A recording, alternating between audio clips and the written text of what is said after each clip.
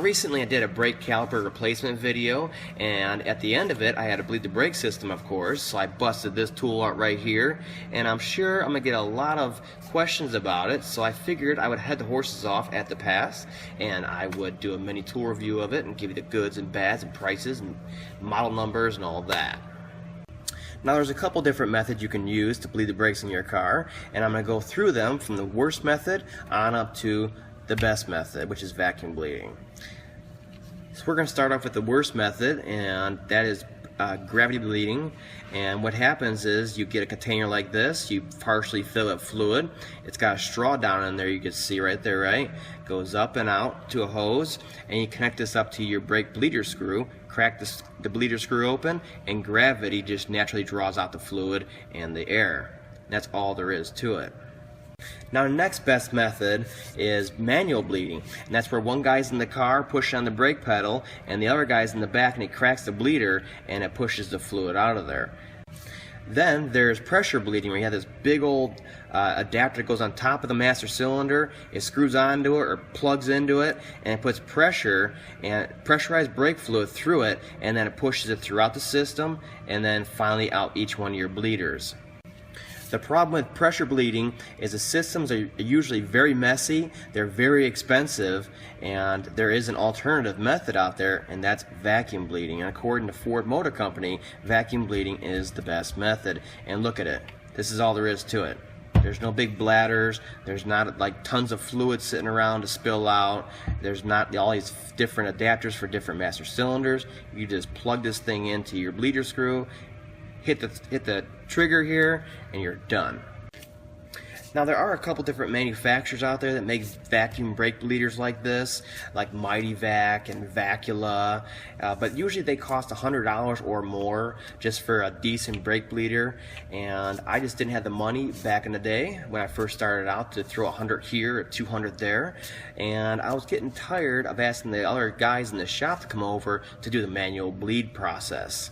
And Ford always told me vacuum bleeding was the best way, so I wanted to get a vacuum bleeder. So my other alternative was this right here. It's from Harbor Freight. Pittsburgh Tools makes them. I don't know if they're affiliated with Harbor Freight or not.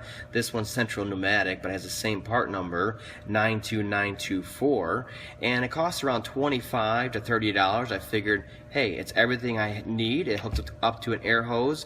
It's all by itself. It's automatic, and I'll give it a try. So a few things on here that are good. Okay, the capacity of this is good. The container's nice and hard, no problems. The aspirator, no problems. The actual handle here, never had a problem with. The hook, nice and sturdy, great for hanging on the frame somewhere and letting it sit there and bleed. The length of the hose, great, never falls off, all that stuff. It's clear silicone on there, so you can see the color coming out, you can see the air bubbles coming out. Even after many uses like this one has had, you can still see through there. And then it has a detachable end on it here, so you can stick it in other stuff like sucking out power steering reservoirs, or I suck out the oil reservoirs in the 6.0 diesels, so they're perfectly clean in there. I suck out coolant passages and engines when I'm pulling front covers or doing head jobs, so they're not leaking coolant all over that gasket when I put it back together. All kinds of stuff like that. Now of course you're going to need shop air. That's totally fine because I want the automatic function. And the other cool automatic function is this hasp right here. Put it up, hook it on, hang it, put it on there, onto your brake bleeder screw, and walk away. So I did have a few problems with this tool, mainly the first one I bought, and it was probably my fault. What happened is I squeezed it together, right, and I always have to make it nice and tight, super tight, right. Well, I couldn't separate them one day. I couldn't separate them, and my hands were slipping from the brake fluid and everything. So I decided to hold it and then go down here and yank, and guess what? I cracked it off right here, clean off of there. So that was more my fault. Now I just learned to grab it from right here and twist and get her done and not have a chance of breaking it at all. Now the other problem I've had on here, and it's not really a problem because this is made for brake fluid, it's not made for engine oil and power steering fluid and all that stuff. Well, there's a rubber gasket inside of here, right here, right? Well, you can see it's not there anymore. What happened is it swelled up from, you know, the engine oil and all that stuff. It wasn't made for it. So that was my fault also. So I tried placing it back in there, figured, oh, I'll buy another one. And then I thought, can I just screw this down into there and that'll have good enough suction in there, be airtight enough so it'll provide suction through the line? Can I just do that? Forget the gasket, put it on there, nice and tight, right? Guess what? Works like a charm without the gasket. Problem solved. So without babbling anymore about the tool, we're going to put it into action. I'm going to show you how it works, give you a little demonstration, and show you just how fast it can suck the fluid out of the lines as long as you have proper air pressure coming into it, because it uses the Venturi effect. It goes like this, and then there's a straw in there, and as the air passes over it out the aspirator, it comes up and out. Alright, so I'll give a quick demonstration of how this thing works. You just hook it on anywhere you want, so you have it up and out of the way and it holds it for you. And then you come over here to your brake bleeder, pull your cap off if there is one on there, a little dust cap. You put it on there, and what I like to do is before I ever open this bleeder on here, I get the airflow going on here, the suction going. So what I'm going to do now is hook it onto here, and we'll get it going, and as soon as I open that bleeder, it's already sucking air out, so there's no chance of air getting back into there. In the same way, when we're closing it off, I leave it sucking the whole time while I'm closing the bleeder off till it's completely closed. Just make sure your master cylinder is full, because this thing will suck pretty fast as far as the fluid out of the system.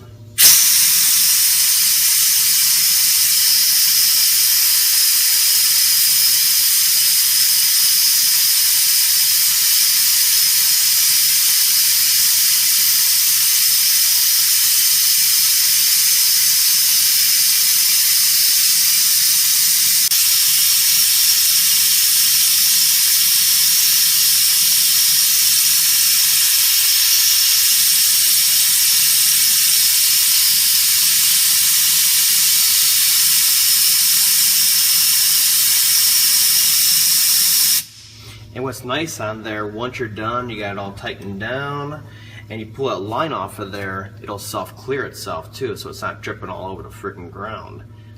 Now here's another perfect example. I was filling the coolant jug and watching the scan tool for the coolant level check we do on these new Escapes, and watching that, adjusting, and I look over and it's actually overfilled a little bit in here, so I'm gonna come over here, and this is a perfect example of the many other uses of this brake bleeder tool. You pull the end off of there, clean the hose up so you're not contaminating, cross-contaminating fluids, and you simply stick it in there, which has the nice angle to it here. We can get in there, because right here it's really tough to get any kind of suction device in because of the angle going underneath here.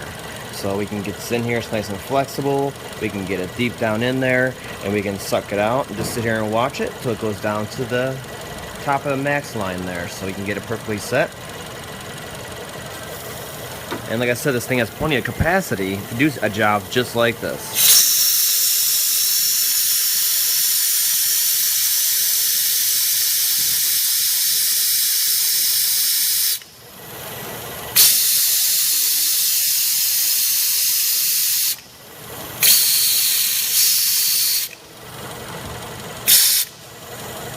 And you can literally adjust it, that fine of adjustment on there, as far as adjusting fluid levels if you had to. Power steering, coolant, whatever. I'm exactly at the top of the max line. I got no drippage, no spillage, no nothing. You go to pull it out of there, you get it up and out of the fluid, you start sucking again.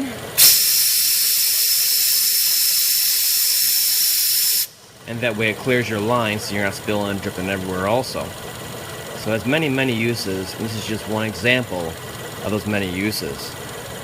Now I get a lot of questions from people that are in the middle of a brake job, middle of a brake repair of any sort. They're replacing a hydraulic control unit, a proportioning valve, a wheel cylinder, whatever, a line that broke, and they're always coming to me and asking, what can I do? The pedal still feels spongy. I'm telling you, go in the order that you have to for your vehicle, because each vehicle is different, and use a vacuum bleeder like this. You literally can put, you know, a gallon of fluid through in a short period of time. So you can definitely put those little pints of brake fluid through, which is plenty, to get all the air and contaminants out of there. And like I said, this thing's $25–30. Why do it any other way?